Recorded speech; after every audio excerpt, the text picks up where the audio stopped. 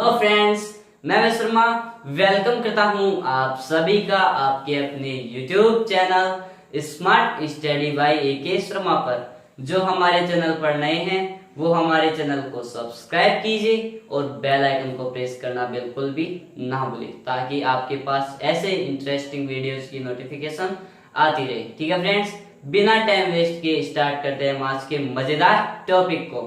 चलिए फ्रेंड्स, जो आज का अपना टॉपिक है वो है गति का प्रथम नियम, यानी कि फर्स्ट लॉ ऑफ मोशन। पहले हम इसके बारे में जानते हैं कि गति का प्रथम नियम क्या होता है।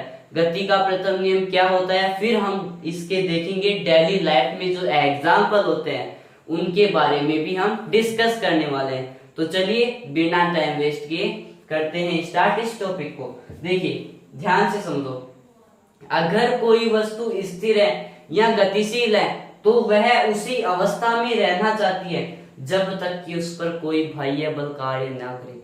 ये क्या बोल दिया सर आपने? अरे कुछ नहीं है, बहुत सरल है, बहुत इजी है, वेरी इजी। ठीक है, देखो अब समझते हैं। ये कोई वस्तु है माय डियर फ्रेंड्स, ये कोई वस्तु है। ठीक है, फिजिक्स में अपन इसे वस्तु बोल सकते हैं। ठीक है, अब ये क्या है, स्थिर अवस्था में, यानी कि जो रुकी हुई अवस्था होती है उसे अपन क्या बोलते हैं? स्थिर अवस्था बोलते हैं, या बोल सकते हैं विरामावस्था। क्या बोल सकते हैं माय डियर फ्रेंड्स? विरामावस्था।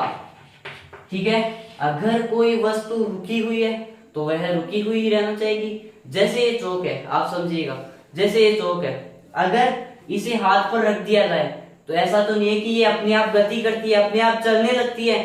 नहीं माय डियर फ्रेंड्स, ये एक जगह स्थिर रहती है, मतलब कि ये अपनी जगह से हिलना नहीं चाहती, स्थिर ही रहना चाहती है। ठीक है, अब देखो कोई वस्तु गतिशील कर दी जाए, कोई वस्तु गति कर रही है तो वह गतिशील अवस्था में रहेगी। ठीक है, जब तक कि, आगे समझो, जब तक कि उस पर कोई बाह्य बल, ये बाह्य बल क्या भला है?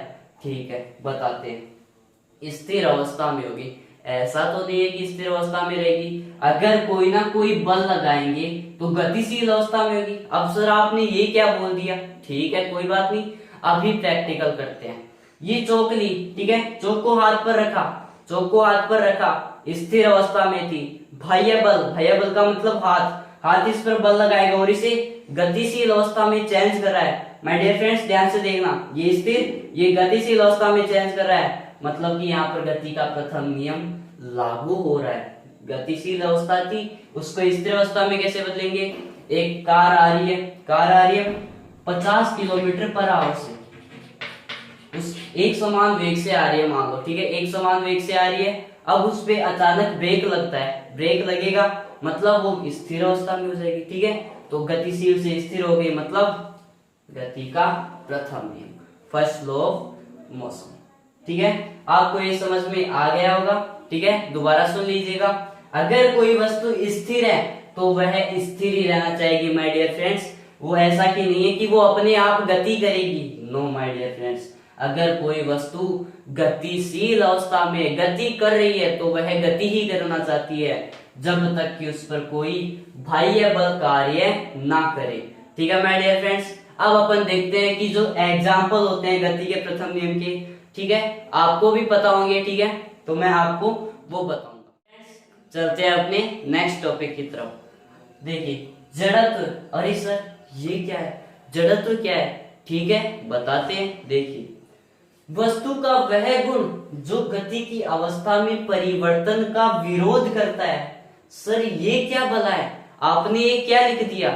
कोई बात नहीं, अभी समझाते हैं। ठीक है, वस्तु का वह गुण जो गति की अवस्था, आपको पता है कि गति की अवस्था कितनी होती है माय डियर फ्रेंड्स? गति की दो अवस्था है, एक तो स्थिर अवस्था यानी कि कोई वस्तु रुकी हुई रह सकती है, या फिर कोई वस्तु गतिशील हो सकती है माय डियर फ्रेंड्स।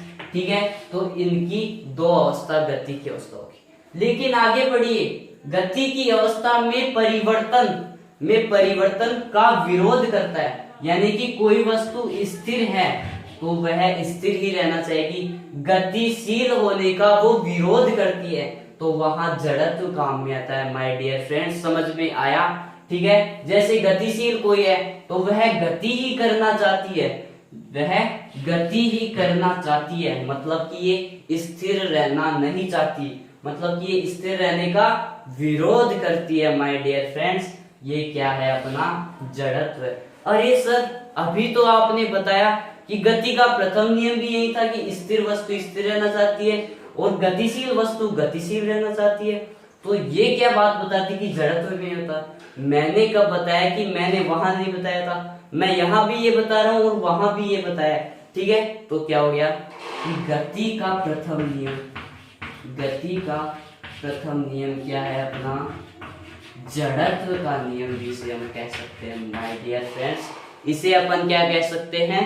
जड़त्व का नियम, ठीक है, क्योंकि जड़त्व भी एक ही बात होगी और गति का प्रथम नियम भी एक ही बात होगी, ठीक है माय डियर फ्रेंड्स। अब चलते हैं जो डेली लाइफ में आप एग्जाम्पल देखते हो उनको, उनके बारे में डिस्कस कर। चलिए फ्रेंड्स, अब चलते हैं अपन एग्जाम्पल की तरफ। चलिए, जो हमारा पहला एग्जाम्पल है, फर्स्ट एग्जाम्पल है, वो है, देखिए ध्यान से समझना, आपके साथ भी ये दुर्घटना हुई होगी, ठीक है।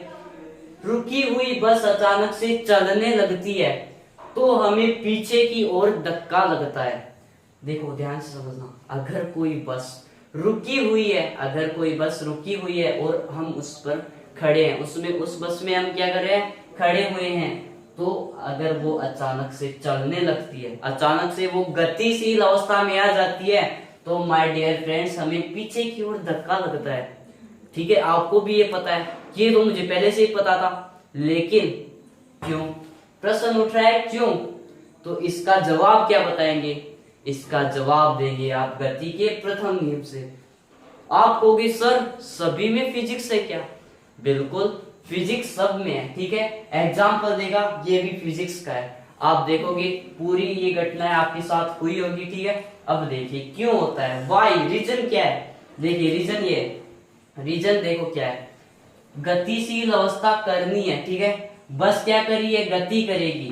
पहले क्या थी? स्थिर अवस्था में थी, मतलब रुकी हुई अवस्था में थी, और जो हम यात्री है वो भी रुका हुआ रहना चाहता है। देखो जो ये यात्री है, मान लो ये यात्री बस में सवार है, ठीक है, स्थिर अवस्था में थी, गतिशील अवस्था में आ गया, ठीक है, ये कॉमन बात है। अब देखो इसके दो पार्ट होते हैं, एक तो निचला पार्ट, ठीक है, और एक ऊपरी हिस्सा, एक निचला हिस्सा एक ऊपरी हिस्सा, ठीक है। ध्यान से समझना, जब बस स्थिर थी, जब बस रुकी हुई थी, तो ये जो ये पार्ट है और ये पार्ट है, यानी निचला हिस्सा ऊपरी हिस्सा, ये भी स्थिर अवस्था में ही रहने चाहते हैं, ठीक है। लेकिन ये तो देखो, कभी देखो सोचा होगा कि हम पीछे की ओर कहां से झुकते हैं? पीछे की ओर इस ऊपरी हिस्से से झुकते हो, ना कि यहां से। क्यों? देखो रीजन ये है कि जो ये बस है, ठीक है, अब ये बस का इंजन गतिशील कर रहा है, बस को गति करवा रहा है, तो मतलब कि ये जो इस पर पार्ट ऐड हो रहा है, जुड़ा हुआ है इसके साथ, ठीक है, तो ये कनेक्ट हो रहा है, तो इसको तो मजबूरन गति करनी पड़ती है, इसको तो माय डियर फ्रेंड्स मजबूरन गति करनी पड़ती है। लेकिन जो ये ऊपरी हिस्सा है ये जड़त्व का है, जड़त्व के कारण होता है कि मैं तो भाई स्थिर हूं, तो मैं स्थिर ही रहना चाहता हूं, लेकिन जब बस अचानक से चलने लगती है और वो स्थिर है, तो हमें झटका लगेगा, झटका लगेगा तो हमें पीछे की ओर पुश होगा, ठीक है, पुश यानी धक्का, ठीक है, पीछे की ओर धक्का लगेगा, ठीक है। तो आपको ये समझ में आ गया है, ठीक है। देखो सभी में फिजिक्स है, गति के प्रथम नियम। अब देखो कोई आपको पूछ ले, रुकी हुई बस अचानक से चलने लगती है तो हमें पीछे की ओर धक्का क्यों लगता है, क्यों लगता है? तो आप उसे केवल और केवल इतना समझा सकते हैं कि जड़त्व के कारण। जड़त्व समझ गए कि ये गतिशील नहीं था, ये स्थिर था, तो ये स्थिर रहना चाहता है, लेकिन अचानक से झटका लगा तो बेचारा क्या आएगा? पीछे आएगा, ठीक है। अब इसी से रिवर्स एग्जाम्पल पर डिस्कस करते हैं। देखिए एग्जाम्पल क्या है, चलती हुई बस अचानक से रुक जाती है, चलती हुई बस अचानक से रुक जाती है, तो हमें, आपको भी पता है, यानी कि कोई कार स्पीड से आ रही है और वो अचानक ब्रेक लगा लेती है, अचानक रुक जाती है, तो वो हमें आगे की ओर धक्का लगता है, ठीक है। लेकिन यहाँ प्रश्न उठ रहा है क्यों? क्यों? क्या आप बता सकते हैं? बता सकते हैं अगर आपने पहला एग्जाम्पल ठीक से क्लियर किया है। देखिए क्या कारण है, बिल्कुल गतिशील अवस्था में थी, ठीक है, गतिशील अवस्था में थी, तो ये दोनों पार्ट क्या थे, गतिशील थे, ये दोनों पार्ट क्या थे, गतिशील थे। लेकिन मैंने आपको क्या बताया था कि जब बस स्थिर हो गई है, स्थिर हो गई है, ये स्थिर हो गई है, तो ये जो इसका निचला हिस्सा है ये मजबूरन इसे क्या करना पड़ेगा, स्थिर रहना पड़ेगा। क्यों? क्योंकि ये इससे कनेक्ट है, ठीक है। और ये ऊपरी हिस्सा है ये गतिशील अवस्था में, जड़त्व के कारण है, ठीक है। तो गतिशील अवस्था में है, तो अगर इसे झटका लगेगा पीछे की ओर, ठीक है, तो झटका लगेगा तो ये आगे की ओर धक्का लगता है। कैसे? कि गतिशील अवस्था में है कोई वस्तु और उसे अचानक से रोक दिया जाए, अचानक से रोक दिया जाए तो वो आगे की ओर झुकती है, आगे की ओर झुकती है, ठीक है। ये आपको समझ में आ गया कि आगे की ओर धक्का लगता है। तो अगर हमसे कोई क्वेश्चन पूछ ले तो उसका शॉर्ट आंसर होगा जड़त्व के कारण। माय डियर फ्रेंड्स, इसका आंसर क्या होगा, जड़त्व के कारण। अगर आपसे कोई भी पूछ ले कि क्यों, क्यों का जवाब क्या है यहाँ, जड़त्व के कारण, ठीक है। अब चलते हैं अपन अपने नेक्स्ट एग्जांपल की, चलते हैं अपने नेक्स्ट एग्जांपल की ओर। चलिए देखिए, अगर हम किसी कारपेट को लकड़ी से पीटते हैं, अगर हम किसी कारपेट को लकड़ी से पीटते हैं तो उसमें जो धूल के कण हैं वो बाहर निकल जाते हैं। कैसे? देखिए समझते हैं। ये भी सोच रहा है, क्या आप सोच रहे हैं कि इसमें गति का प्रथम नियम है? तो आप बिल्कुल सही सोच रहे हैं माय डियर फ्रेंड्स, इसमें भी गति का प्रथम नियम है। कैसे? देखिए, ये कोई कारपेट है, ये कोई कारपेट है जो कि स्थिर अवस्था में, ये तो आप समझ गए होंगे कि स्थिर अवस्था में क्यों होगी, अगर गतिशील होगी तो गतिशील, गति कर रही है तो गतिशील, स्थिर यानी रुकी हुई है तो स्थिर, इस तरह, ठीक है। कारपेट, कारपेट है। अब हम इसे लकड़ी से चोट मारते हैं, लकड़ी से क्या मारी, चोट मारी। अब इसे मान लिया कि यहाँ धूल के कण चिपके हुए हैं, ठीक है, धूल के कण चिपके हुए हैं, ठीक है। अब देखिए, ये जो दोनों ही है स्थिर अवस्था में है, स्थिर अवस्था में है, कॉमन, बिल्कुल सिंपल। अब इस पर लकड़ी से चोट मारते हैं, किस पर, कारपेट पर, कारपेट पर। तो कारपेट आगे क्या करेगी, गति करेगी, मतलब कि कारपेट गतिशील अवस्था में आ जाएगी माय डियर फ्रेंड्स, गतिशील अवस्था में आ जाएगी। अब जो ये कण है ये क्या रहना चाहता है, स्थिर रहना चाहता है, यानी अपनी जगह से नहीं हिलना चाहता। तो नहीं हिलना चाहता जहां क्या है, जड़त्व, गतिशील परिवर्तन का विरोध कर रहा है, जड़त्व का नियम, ठीक है।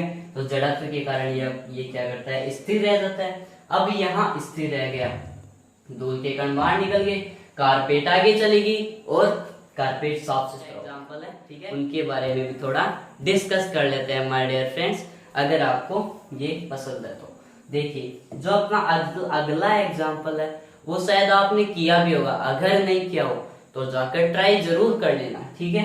एक ग्लास लिया, क्या लिया, एक ग्लास लिया, एक ग्लास लिया और उस ग्लास पर क्या किया, एक कागज की सीट रख दी माय डियर फ्रेंड्स, एक कागज की सीट रख दी। एक ग्लास लिया, उस पर कागज की सीट रख दी।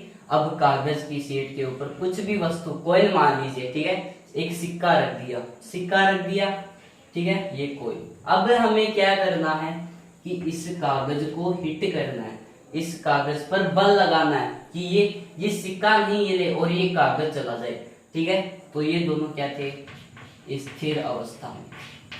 ये दोनों पहले क्या थे, स्थिर अवस्था में। मजबूरन इसे गति करनी होगी, ये समझ में आया। क्यों? क्योंकि हम इस पर हिट कर रहे हैं तो बल इस पर लग रहा है, बल इस पर लगेगा तो ये मजबूरन गतिशील अवस्था में अपने आप चेंज होगा, ठीक है, कोई दिक्कत वाली बात नहीं है। अब देखो, ये जो सिक्का है वो कहाँ जाएगा, वो ग्लास में जाएगा। ऐसा तो नहीं है क्या कि ये ग्लास है, ग्लास पे क्या किया, एक गत्ता रखा, गत्ते पे एक सिक्का है, सिक्का है तो सिक्का अगर हम गत्ते को उठा लेते हैं तो सिक्का हवा में थोड़ी रहेगा, वो तो नीचे जाएगा और नीचे क्या है, ग्लास है, तो ये ग्लास में चला जाएगा। और एग्जाम्पल की बात करें तो ये देखो, अगर आप कैरम बोर्ड खेलते हो तो आप इसमें परफेक्ट, ठीक है। अब देखिए, कैरम की कोटियां ले रहे हैं, ठीक है, ये कोई कैरम की कोटियां है, ठीक है, ये कोई कैरन की कोटी है। अब देखो बिल्कुल नीचे वाली कोटी पर जब अपन हिट करते हैं तो कई बार आपने देखा होगा कि ये तो सारी की सारी ऐसे ही स्थिर अवस्था में यानी कि नीचे की नीचे आ जाती है, ठीक है, और जो ये है वो चली जाती है अपना काम करने, अपना आगे काम करने, ठीक है, कुछ भी करने, गोल तक पहुंच जाती है ये, ठीक है, सिंपल। तो ये क्यों होता है, इसका रीजन ये है माय डियर फ्रेंड्स, इसका रीजन केवल और केवल यही है। इसमें जो बात थी उसमें भी यही बात है। कैसे, इस कोटि पर हिट करा, पहले स्थिर थी, मजबूरन क्या हुआ, गतिशील अवस्था हुई, मजबूरन गतिशील अवस्था हुई। तो ये तो स्थिर है, तो ये स्थिर ही रहना चाहती है, स्थिर ही रहना चाहती है। तो ये वीडियो पसंद आया तो इसे लाइक कीजिए और कमेंट में जरूर बताइएगा कि आपको ये वीडियो कैसी लगी, ठीक है।